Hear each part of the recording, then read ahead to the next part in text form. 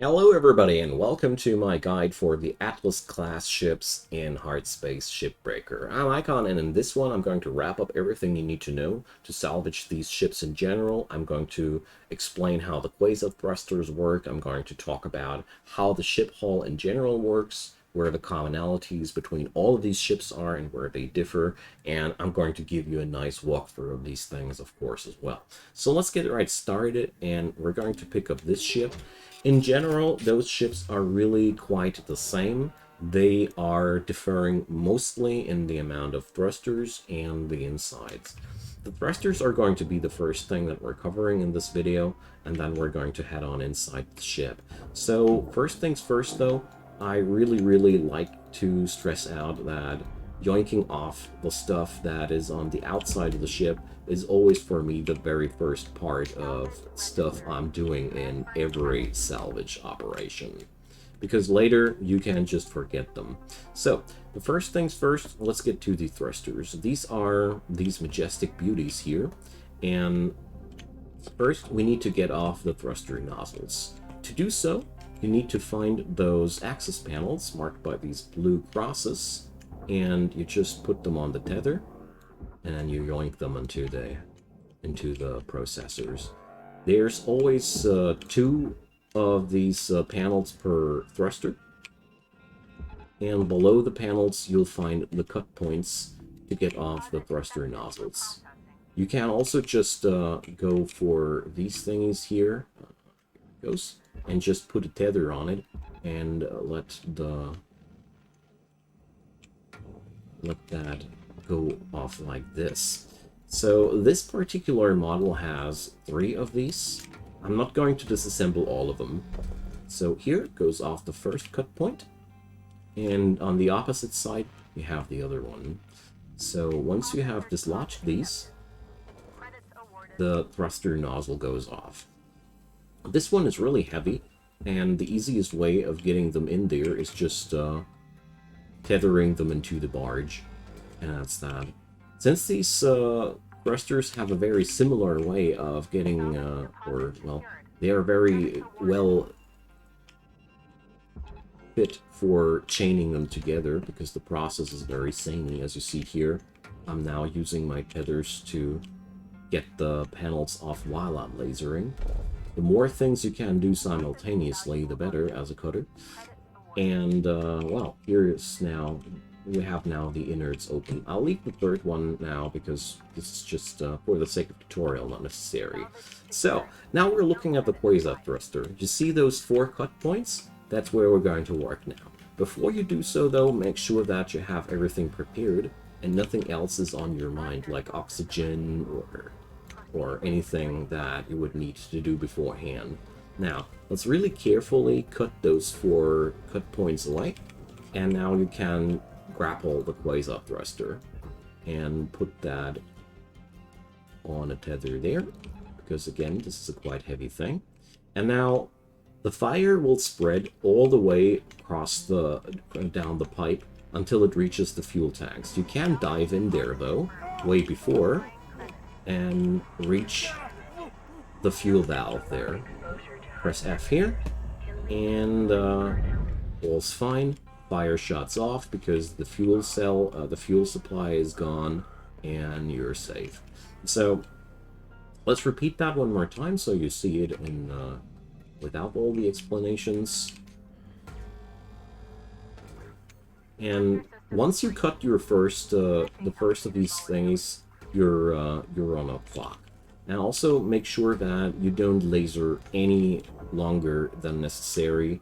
Don't accidentally hit the fuel pipes, because this is just accelerating doom. And damage-wise, my suit here has no fire resistance whatsoever, and it's not that deadly at all, so don't you worry. It's just important that you go through there decisively. And then, after the thingy, after you've pulled the switch, the thruster's shell comes off like that. You can then tether it into the processor, or tether it to a jacks if you want to see if there's anything worth looting. So, for example, like that. And inside each of these thrusters, you'll see one of these fuel injectors. They are fastened to the injector base plate, and you see here, there's the tanks. If you want to be super careful, you just grapple out these fuel tanks and put them into the barge. But there's another trick. You put on your saw like that, and it's important that you exactly hit the middle, and then you just pull the trigger once. And as you see here, wonderful. The really important thing here is, if there are still tanks in there and you're using the continual laser, there's a high chance of blowing things up, because if you keep firing once the cut point has come off, these thingies quite immediately explode. And since all of the parts on this one are going into the barge, loosening the cut points like that with 2 decisive goes with the bus stall, everything's just fine. Just takes some courage at the first few times to put on the big tool on such a seemingly wrong task, but it's actually much safer than going with the continuous laser, because like I said, with the continuous laser, I tried it several times and I blew up myself so many times, and I dislike to pull out the fuel tanks beforehand, because, you know, even while taking aim like I do here, by the way, you can also make that faster, this is just the safest way. While taking aim like I do here and taking quite some time, this is still a lot faster than extracting those barrels out of these things. Okay, that's how you disassemble those thrusters. That's all. Let's get inside this ship. So, as with all the ships, first we need to decompress. That means open up all doors. Airlock pressurizing. Press X while you're trying to open these, and of course look for the airlock decompressurization thingy. These ships love to come with as a 2-level or 2-story thing, so there's almost always a upper story and a lower story, which goes to decompression. And the lower story level is with almost all these ships, like the one where you will find the machinery and access into the outer hull. Because right now, these inner... dang. These inner ships, let's see, are not really accessible for you. And, let's see. If you ever happen to have these problems that the decompression thingies are not working out as you want them anymore, just blast open the cockpit. These are always a good spot to go for. Okay, so we have some thruster fuel in here. Sadly, no O2, whatever. Here's the outer hull, and that's where what we're looking for. This one is again the usual. You have lots of fastening points for the outer hull, but you're trying to dislodge all of these as quick as possible. But let's get ourselves to the kiosk to refill our O2. Don't get stuck inside an outer hull with too low O2, because in general, it's sometimes it can be quite hard to get outside there in time. As a rule of thumb, I like to do this like that. If I find any oxygen inside there, I stay inside there. If not, my next piece of work will be to get outside there and stop myself from asphyxiating. So don't let the furnace eat your valuable panels like that. By the way, you can also access the cockpit quite sassily like that. Don't just make the mistake like I did here. As you see here, I just destroyed the canopy there. And now it's... well, I didn't actually. Look at me. And as you see here, those side panels of the thrusters are quite pesky. I would strongly recommend you to always hook them up to the jacks first, and then during your disassembly, put them into the processor. Otherwise, the hungry furnace will have them. And that would be a shame, because that's a lot of valuable nanocarbon. So, let's get back inside there. So you can also use the scanner to find all the necessary structural beams there. Or you just do it like I like to do it. You just float your way through there and get the job done. So in this model, we seem to have walls closing us off here. By the way, these nanocarbon platings are among the worst in space, because they're huge, they're nasty, and they're blocking your space. So whenever you find those, get rid of at least one of them before it's blowing up your show. And here we have a tier 2 reactor. If you have a higher difficulty, of course, you'll have to disassemble the ECU first and the thrusters first. But it's not about the class 2 generators here so much. So now that we have access to this area here, it's all about getting rid of those cut points here to make sure that the hull here comes off. This is for sure the easiest part, because now you can just strip that thing like an orange from its peel, and the more structural beams you get off, I mean cut points, the more of the outer hull you can salvage there. And then it's just like any other ship that you worked with before. It's there, you get the outer hull off, and then you can salvage the other things.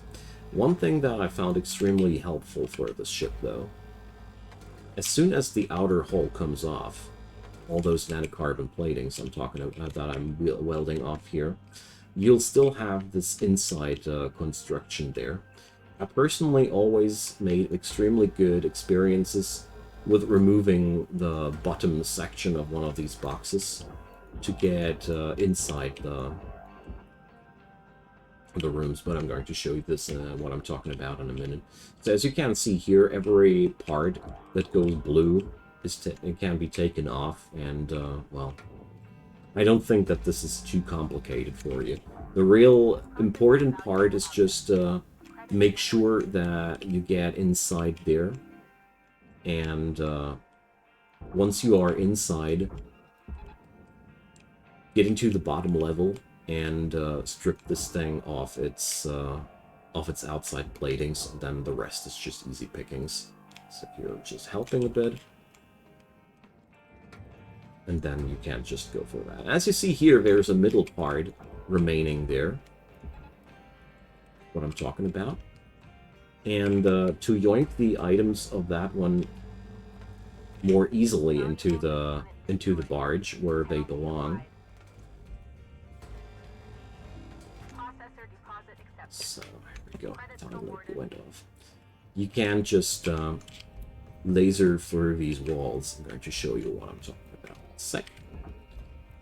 And as you can see here, with some practice, these ships can be easily dislodged in 2 shifts. I can also see this being possible in 1 shift if you are a proficient speedrunner. So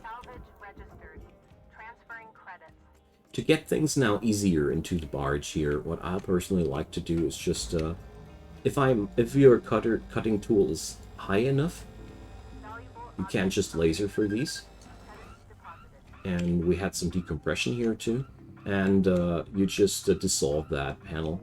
And then you can easily just grab what you want from the inside and toss it down into the barge.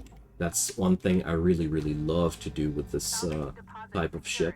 Because, yeah, you destroy one of these super, super valuable aluminum plates, and the game will be very, very mad about this, but it's really not that problematic. So I would need to pull off these plates here as well, and then there's the cargo pods, but I don't think that there's too much that needs explanation. The easiest solution for me was always to make sure that you get into these thrusters first, and once you are through with the thrusters, get inside, pop off the outer hull, and then just well, move along according to your own specific liking. The inside, the inside of this ship is by far the hardest to reach. Like the one that I shown you there, where I lasered off these things, was the hardest point to reach. And well, the outer hull is the second easiest part to reach, and beyond that, there's not much more to talk about. The other versions of the ship differ in so far that they have a different content on this side of the ship, and they have a slightly different outlook on the inner hull there. So this one here, for example, has these crates, and other models work a little bit more differently in this regard. But all in all, the Atlas class ships are very samey in this regard, and I personally consider them one of the best ships to crack open in 2 shifts and have some fun with it. Okay, so there's not much more that I can add about that. I hope you found that helpful. Drop me your comments down below. Leave me your thoughts about the Atlas class ships. If I left anything out, just ask away. Leave me a thumbs up if you enjoyed, and of course consider subscribing. There's daily content coming up from my side, and I'd be delighted to have you. See you guys there, and have a good one.